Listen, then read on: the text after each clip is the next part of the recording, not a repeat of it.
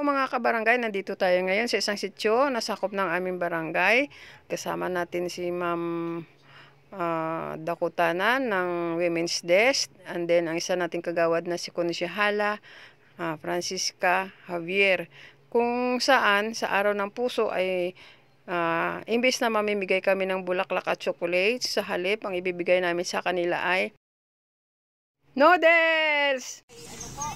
Pero mabilisang luto lang naman po ito. So at least kahit pa paano meron tayong nakatulong naman kahit pa paano, no? Supposed to be bulaklak dapat galing tayo. Kaya lang bibigay ko noodles. Ulam naman di ba? Kasi kung bulaklak din yun naman makakain, di ba? So mag-noodles na lang muna tayo, bahala na kayo bumili ng itlog ha. Hindi ka pa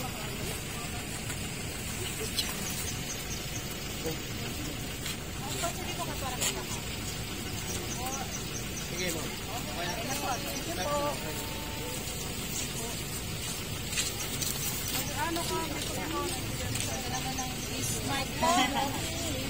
Basta first sayang dito.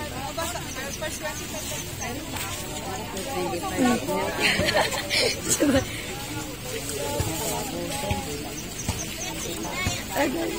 Come on.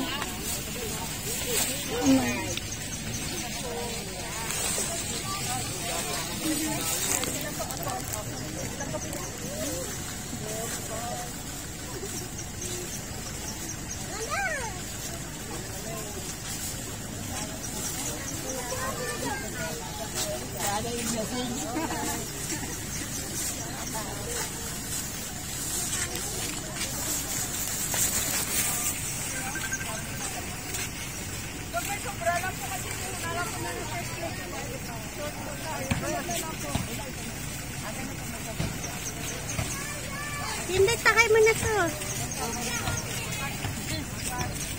Dalawa pang uli. Ay, sabi ko, andun hindi nakakalabas. Hindi, puntahan ko na lang si Ma'am.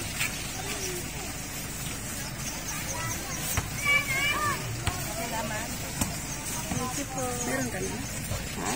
Bigyan ka? Guys, meron pa dito isang residente na hindi nakabel dahil hindi siya makakalakad dahil may karamdaman. So, kami na lang mismo ang papasok sa kanilang bahay para ibigay ang para sa kanya.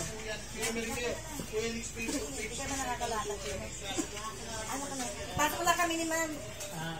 Ma'am, ito siya. Ay, hindi, okay na yan. Anong nangyari? Oh my God. Sumabla yung operasyon eh. Nung pong natunaw yung tahi, bumuka po yung sugat. Ma'am, nag-ano ma'am? Yung balak po dito. Anong na-aksidente ka ba? Hindi po diabetes. Yung diabetes po nabulok po yung lalaki. Ay, nabusbus yung tahe? Oo. Opo. Sa sobrang na-abrupt na siya. Kailan, di pa kahapon nagtungo ka pala roon. Ma'am, pakapindot yung photo. Kasi yung talaga... Ay, video na lang na. Video. Yung talagang... Picture lang isa. Yung talagang unang umopera nito, yung surgeon. Na, disgrasya. Na, aksidente. Kaya ibang mawa. Ibang mawa.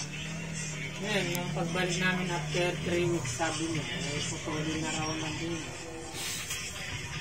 Sabi ko sa mga ginako, ano natin, sabi ko, pag-usapan natin. Yung kailangan talaga. Sabi ng doktor na ulit din, sabi niya, pag-isipan ninyo, kung sakali makapag-desisyon kayo, i-schedule natin yung agad-agad. So, parang hindi naman thank you. Sana maging maayos. Sana magiging maayos na. Pero pagka talagang ganyan kasi, ang pinaka-last remedy talaga po.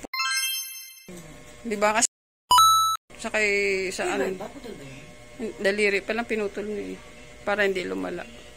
Kung alam lang namin na ganito mangyayari. Ano, una pa, no?